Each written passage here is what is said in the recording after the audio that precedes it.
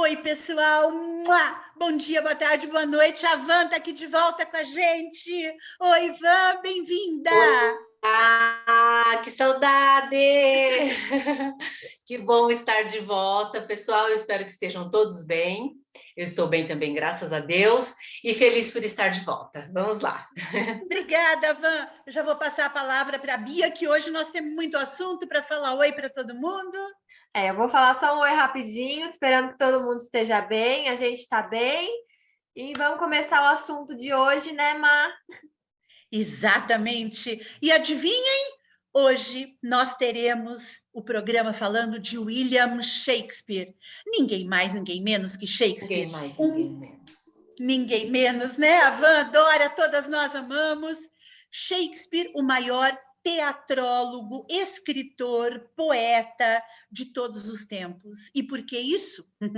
Porque ele sabia lidar com as emoções humanas através da identificação das suas personagens.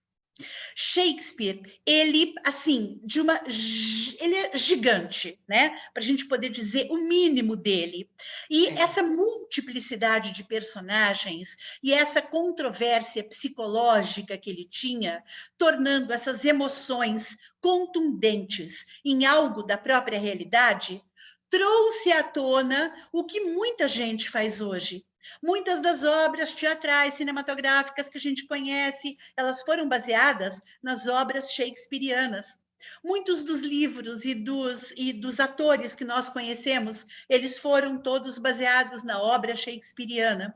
Enfim, Shakespeare, ele fez escola, né? Como a gente costuma dizer. E, claro, né? Ele era de uma grandeza e de um brilhantismo único. Mas, meninas, é tanta coisa sobre Shakespeare que eu já vou passar a minha fala para a Van, porque ela tem muita coisa para falar, e a Bia idem, e eu também. E detalhe, nós trouxemos para vocês também, em primeira mão, eu tenho certeza, um resumo das principais obras de Shakespeare, né? Vocês verão que elas são divididas em históricas, comédias e dramas. E, na verdade, nós não selecionamos, nós vamos identificar quais são, mas nós não ficamos aqui selecionando. Nós trouxemos os resumos das principais, aquelas que foram as mais marcantes ao longo deste período de quase, né, meio milênio, quase 500 anos. É muita coisa, né? Muita coisa! Muita coisa, é muita obra para a gente conseguir. Muita coisa é muita obra. Passo a bola para a Van, queridos. Então, eu vou aqui na minha colinha para a gente falar dessa, né, personalidade sensível e brilhante, como a Marília mesmo já falou, que é uma escola, né? Uma escola para todo mundo que gosta de arte.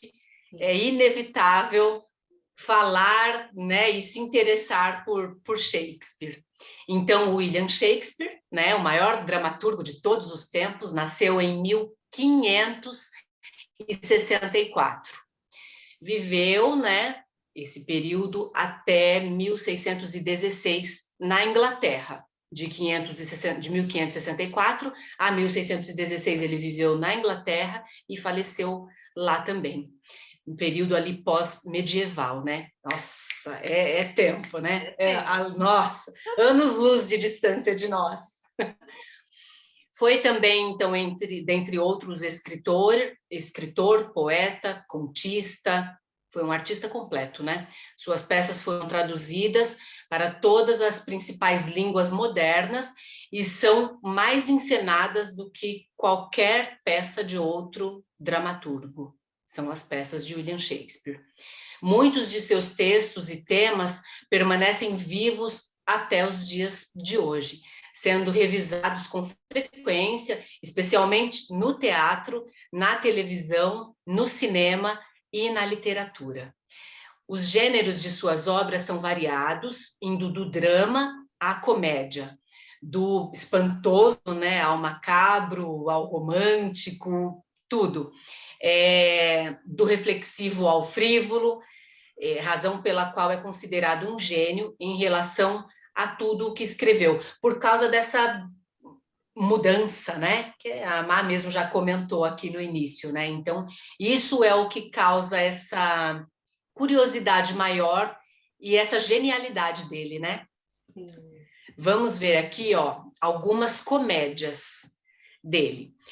Trabalhos de Amores Perdidos, de 1590, A Comédia dos Erros, de 1591, Os Dois Cavalheiros de Verona, ai, Verona, de 91 também. Agora eu estou falando os finais, mas é tudo 1500, tá? Isso. Sonho de uma Noite de Verão, de 1594.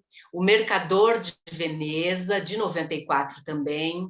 A Megera Domada, de 94. Noite de Reis, de 99.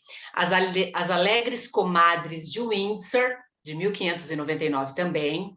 Muito Barulho por Nada, de 1600, Medida por Medida, 1604, Péricles, Príncipe de Tiro, 1604 também, Conto do Inverno, de 1610, e de 1611, Cimbelino e a Tempestade. Essas são algumas das comédias. Agora eu vou passar para a Bia falar um pouquinho mais para a gente e falar sobre as tragédias. Como elas já comentaram, Shakespeare não tinha só comédias, né, no seu histórico. Exatamente. Ele também tinha, o seu gênero era todos, romântico, comédia, drama, tinha tudo, de tudo um pouco. Ou seja, ele tinha uma versatilidade perfeita, razão pela qual ele é até estudado em outras artes, né, e até na ciência, como, por exemplo, a psicanálise ou a política, dada a complexidade de sua obra. Mas então vamos ver uns outros gêneros aí um pouquinho, né? Vamos começar com as tragédias, começando com Tito Andrônico, de 1592, a famosa Romeu e Julieta, de 1592, Júlio César, de 1599, Hamlet, do mesmo ano, Troilo e Créssida, de 1602, Otelo, o Mouro de Veneza, de 1604, Rei Lear, de 1605, Macbeth, de 1606, Antônio e Cleópatra, de 1607, Coriolano, de 1608, e A Tempestade, de 1611, que ela também não é uma comédia somente, ela também é uma tragédia. Como vocês podem ver, tem tanto na Vanessa quanto no meu. Agora a gente vai falar um pouco das peças históricas dele, né? Como Rei João, de 1590, Ricardo II, Ricardo III, de 1595, Henrique V, parte 1, de 1597, Henrique IV, parte 1, e Henrique IV, parte 2, de 1599. Agora sim, Henrique V, de 1599, Henrique VI, parte 1, de 1590, e Henrique VI, parte 2, de 1591. Continuando com Henrique VI, parte 3, de 1591 também, Henrique VIII, de 1599, e agora mudando um pouco, Eduardo III, agora foi só Henrique, agora a gente tem o Eduardo III, de 1596. Essas foram algumas obras, né, aí que tem do William Shakespeare, como a Má falou, um resumo, né, das mais épicas, mas agora a gente vai falar um pouco das características dessas obras, e por isso eu vou passar a bola para a Marília, que ela é a especialista. Ah, coitada! Mas é isso mesmo, olha, menina. Desculpem. Imagina. Mas tem uma queimada aqui perto. Aliás, por favor, né? Estamos em tempos secos. Para que fazer queimada? Isso é um absurdo. A gente acaba até, né, criando essa coisa toda. Né? Uhum. Mas, assim, meninas, olha que loucura. Quando a gente fala, perdão, mais uma vez, quando a gente fala sobre essas características, né, das obras de Shakespeare, elas são inúmeras, e a gente pode dizer que elas foram escritas no contexto do Renascimento. É por isso que tem tanto nome Henrique, Eduardo, por quê? Tudo isso fazia parte, né, dos nomes da realeza na época. E era muito importante você falar da realeza e dos costumes da nobreza do período. Pessoal, eu acho que eu estou com um soluço, me desculpem, viu? Mas aguentem um pouquinho, Imagina. por favor. Já passa, continua. Soluço é uma coisa involuntária. Eu espero que já passe. Então, assim, né, esse período histórico todo, que foi marcado pelo movimento cultural, intelectual e artístico que buscava se afirmar através do resgate das artes clássicas greco-romanas, traz muitas personagens e uma multiplicidade de sentimentos absurdamente gigantescos, né? Então, o ódio era plenamente odioso. O amor, você morria por ele. A vingança era tramada, né? Com detalhes e requintes. Então, Intenso, tudo isso fez né? com que exatamente a obra de Shakespeare fosse a mais apreciada pelas artes cênicas, quer seja no tablado histórico, que é o nosso querido e bom teatro, quer seja, perdão, quer seja no cinema. Mas vamos aqui, então. Sobre este autor magnífico ter sido estudado por diferentes ciências, a gente pode ressaltar que a sua obra é carregada de figuras de linguagem, fazendo com que houvesse uma verdadeira revolução no contexto teatral e literário do período, o que se estendeu, de certa forma, até o presente. Né? Como todo mundo sabe, figuras de linguagem, metonímia, metáfora, né? Esse tipo de coisa que diz o que queremos, porém não exatamente da forma como vemos. Né? A figura de linguagem é um recurso fantástico das artes cênicas. Então, por conta disso, fizemos uma seleção de algumas das peças de Shakespeare, as mais famosas e polêmicas, e trouxemos aqui, em seus resumos comentados por nós, para que possamos passar a vocês, nossos ouvintes queridos, um pouco da riqueza de cada uma das tramas shakespearianas. E, claro, nós vamos começar com ninguém mais, ninguém menos que Romeu e Julieta, e é a nossa querida Van, que vai começar falando de Romeu e Julieta. Que a pessoa vê o filme 30 vezes e chora rios, né? Não se cansa. Não se cansa nunca, chora 100 vezes se assistir. É fantástico, eu acho maravilhoso, né? Maravilhoso. Mesmo a gravação, os filmes de tempos diferentes, né? É sempre muito tocante, né? É a história, né? A muito história bacana. em si é incrível. É linda, né? É isso que a Marília falou dessa intensidade, né? Quando eu amo, eu morro de amor, literalmente, né? Ali no caso. Então, Romeu e Julieta relata a história de um amor, né? Entre Romeu e Julieta, representa um dos maiores clássicos da literatura mundial e uma das obras mais emblemáticas de Shakespeare. Até os dias atuais, o texto é encenado e possui diversas paródias, inclusive.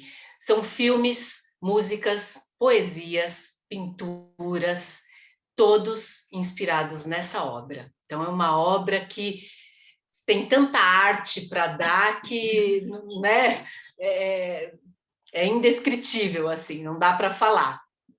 Então, possivelmente produzida entre 1593 e 1594. Romeu e Julieta tem como enredo a história passada em Verona, interior da Itália, dos apaixonados, né? Romeu Montecchio e Julieta Capuleto. Havia entre os dois apaixonados, porém, um grande obstáculo. As duas famílias eram rivais. Em um baile, Romeu, que já era comprometido, vê Julieta e se apaixona perdidamente, ao ponto de romper o seu noivado com Rosalina. E juntos, Romeu e Julieta vivem, portanto, um amor assim proibido, né? As famílias eram rivais, então o amor era proibido. Eles se casam escondido em uma celebração realizada pelo Frei Lourenço, um confidente de Romeu, né? Se tornou amigo deles e cúmplice de todo esse amor. O príncipe de Verona, porém, decide exilar Romeu, já que este se envolveu em uma briga que resultou na morte de Teobaldo. primo de Julieta. E na morte de Mercútio, que é um amigo do Romeu, né? Mercútio e Tebaldo, teve essa morte nessa briga deles. Então, Julieta, desesperada com a partida de Romeu, pede ajuda ao frade que realizasse o casamento dos dois às pressas, né? Porque ela não queria perder o amor dela por nada. O casamento era uma forma das pessoas estarem unidas, né? Então, o religioso dá a Julieta uma poção que faz com que ela pareça morta, e Romeu, ao receber a notícia da suposta morte da sua amada, desespera-se, né? E compra uma substância mortal também.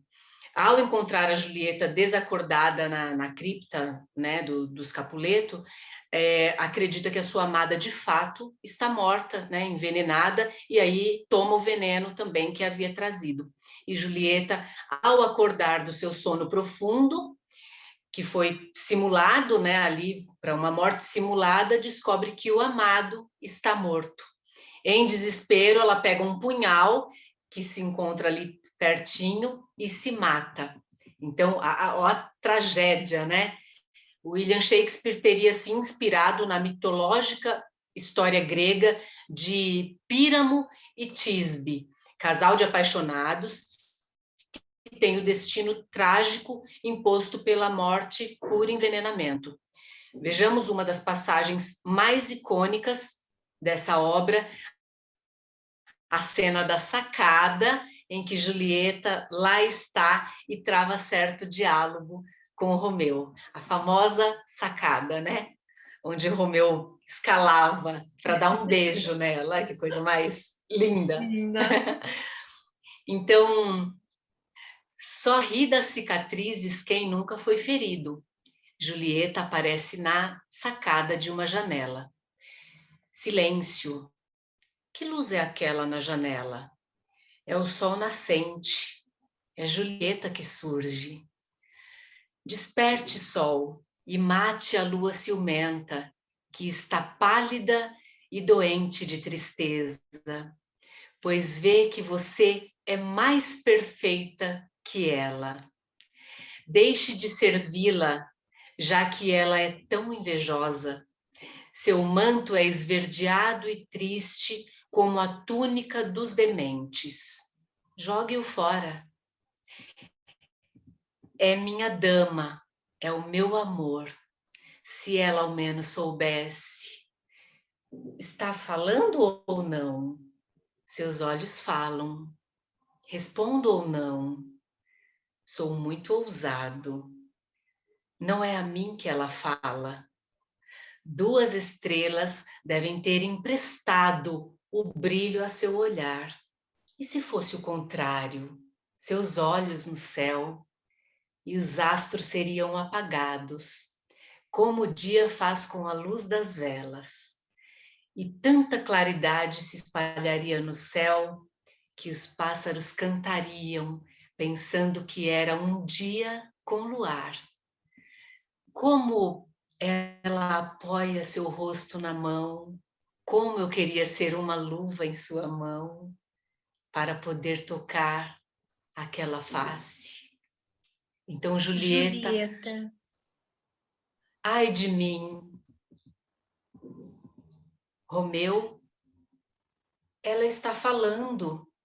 Fale de novo, anjo brilhante, anjo glorioso no alto desta noite, que faz os mortais arregalarem os olhos e torcerem o pescoço para vê-lo, quando cavalga as nuvens preguiçosas e veleja pelo ar sereno. Então, Romeu, Julieta, Romeu. Por que você é Romeu?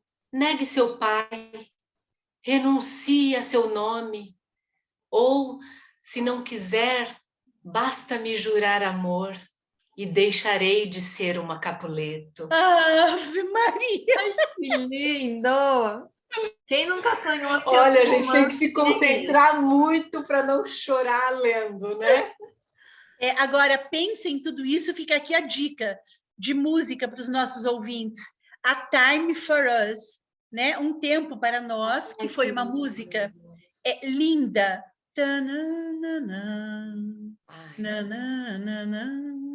É linda. Procurem essa música, Time for Us. É do primeiro filme de Romeu e Julieta, de 1968, com Franco Zeffirelli, um dos maiores diretores italianos, né? Foi absurdamente lindo, maravilhoso. Tá aí a dica de quem quiser assistir um filme de Romeu e Julieta. Exatamente. Aí está a dica. Bem, mas uma das outras peças, né, mais comentadas do gênero do drama foi Macbeth, né? Ela conta a história de um general vitorioso que recebe uma profecia de 3 bruxas, que eventualmente ela se tornará rei. Ele se tornará rei. O seu amigo Banquo também recebe uma profecia de que ele será pai de uma linha de reis. Ele é inicialmente cético, mas logo ele começa a receber aspirações de se tornar rei. Lady Macbeth é ainda mais ambiciosa do que o próprio Macbeth. E por meio da manipulação, da zombaria e da persuasão, ela finalmente o convence de que ele deveria matar o rei Duncan quando ele vier, né, a ficar no castelo naquela noite. O Macbeth, ele está tão assustado e culpado, né, pela ideia de matar o rei, que ele experimenta alucinações e dúvidas, mas ele é pressionado por sua esposa. E ele, então, apunha o rei, né, Duncan no sono, e ele arma seus 2 guardas, que estão tão bêbados que estão até desmaiados, e não tem nem memória dos eventos noturnos. A Lady Macbeth, ela planta adagas sangrentas sobre eles, porque os filhos de Duncan, né, o Malcolm e o Donalbain, eles fogem do país, né, com medo das suas próprias vidas. Macbeth, né, como parentes do rei, ele é coroado. Enquanto Macbeth ele ascende ao trono, ele é consumido por sua culpa e torna-se suspeito e tirânico. Ele contrata assassinos para matar Banquo e seu filho, né, Fleance, para evitar que a sua profecia de produzir uma linha de reis que ele tinha recebido se tornasse realidade. Banquo, então, é assassinado, mas Fleance escapa. E Macbeth ele começa a ver fantasmas de Banquo. Né? Ele busca a ajuda das bruxas, né, da Charneca, e recebe 3 profecias. Cuidado com Macduff. Nenhum homem nascido de uma mulher pode prejudicá-lo.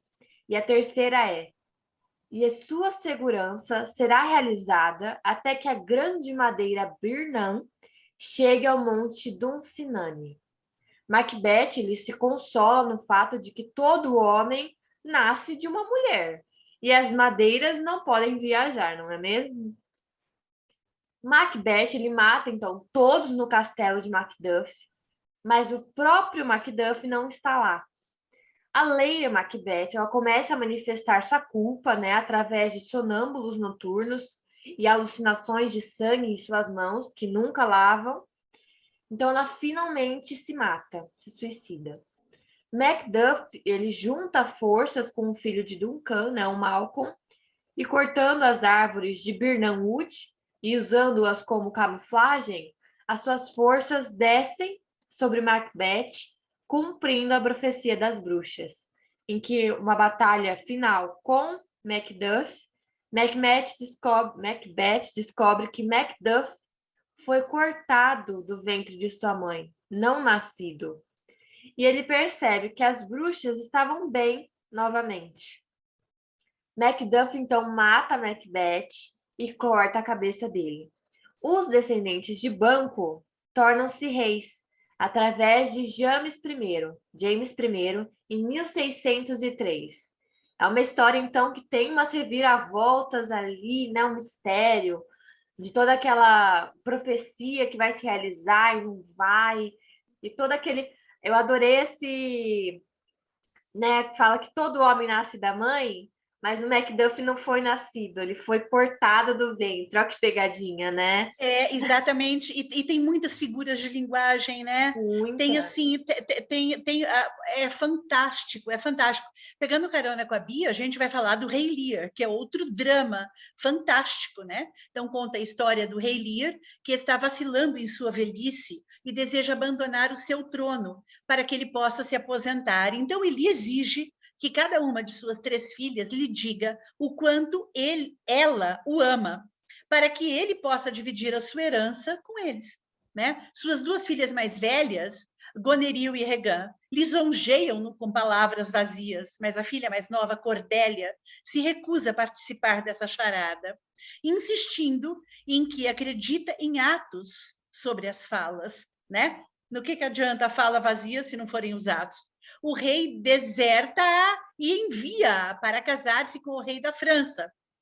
Lear também baniu o Duque de Kent pela defesa de Cordélia. Enquanto isso, Edmund, o filho ilegítimo de Gloucester, planeja transformar seu pai contra seu legítimo filho, Edgar, para que ele possa herdar as propriedades de Gloucester. Gloucester, perdão. Goneril e Regan, as 2 filhas faladeiras do rei, maltratam seu pai enquanto Kent volta disfarçado para vigiar o rei. Edmund desenrola uma luta falsa com Edgar e convence seu pai de que Edgar quer matar o conde. Goneril e Regan solidificam sua aliança ao exigir que o rei se livre de todos os seus cavaleiros. O rei Lear galopa na noite tormentosa de raiva e tristeza. O rei da França declara guerra contra a Inglaterra. Gloucester passa a encontrar o rei Lear. Edmund traz seu pai para os irmãos, traz seu pai para as irmãs. Gloucester encontra Lear, Kent e Edgar disfarçados como um mendigo chamado Tom e contrabandeia-os, né, em Dover. Gloucester é preso pelos homens de Cornwall e Cornwall deixa os olhos abertos. Cornwall é morto por um servo. Goneril e Edmund começam um caso, mas Goneril se preocupa de que agora que o marido de Regan, Cornwall, está morto, ela tentará ir atrás de Edmund. O rei Lear é alimentado de volta à saúde por Cordélia, a filha que havia sido deserdada. Edmund captura o rei Lear e Cordélia e ordena Cordélia para ser morto em sua cela. Albany desafia Edmund a lutar e Edgar luta contra ele, disfarçado atrás da armadura. Ele revela-se após a luta e diz a todos que seu pai está morto. Edmund se mata logo, depois de descobrir que Goneril envenenou Regan e depois se esfaqueou. Lear mata o homem pendurado em Cordélia, mas não com o tempo, e ele morre de tristeza. Albany se rende a Kent e Edgar. Dá para notar o quão sinistras são as relações que são postas ali, né? Vai e vem, se disfarça, mata, finge que está morto, na verdade não está, para poder sobreviver, e aí sim convencer o outro de que o outro deve matar aquele que era um desafeto dele. Então, essas tramas todas... Trama, Exatamente. Essas tramas todas, elas são bem características da linguagem shakespeariana, né? Desse período. Que loucura, Van! O que se diz para a gente? Nossa, muito interessante. Eu estou aqui, né, tentando acompanhar esse raciocínio, porque pesado, né? É bem mata o outro, aí foge, aí trai, aí finge que está morto, mas não está. Uma confusão. É muita coisa, mas é muito interessante. É coisa de gênio, né? Exatamente. Shakespeare, né? Shakespeare é coisa de gênio. Eu acho que você disse tudo. Pessoal, isso. Hoje nós encerramos por aqui. Nós vamos deixar um beijo imenso para vocês, avisando que nós estamos entrando em 2 semanas, nos quais começaremos os clássicos. Tanto é que, obviamente, o primeiro clássico escolhido foi Shakespeare. Então, Nessa semana, faremos Shakespeare 1, na semana que vem faremos Shakespeare 2, sempre trazendo as obras shakespearianas, que convidamos a todos para que leiam, né? E assim, eu já me despeço de todos aqui, deixo um beijo imenso para todo mundo e passo a bola agora para a Van, que depois passa para a Bia. É isso por hoje, né? Por esse programa. É isso, mas se preparem que tem muito mais nos próximos. Acompanhem a gente. Esperamos que vocês estejam gostando. Nós estamos amando. Um beijo e até o próximo programa. Um beijo, pessoal. Até semana que vem com mais Shakespeare para vocês, né? E esperamos que vocês estejam gostando. Beijão. Tchau, tchau.